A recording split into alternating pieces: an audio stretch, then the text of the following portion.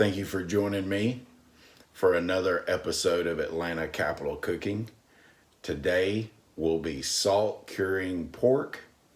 This is not from the belly of the pig.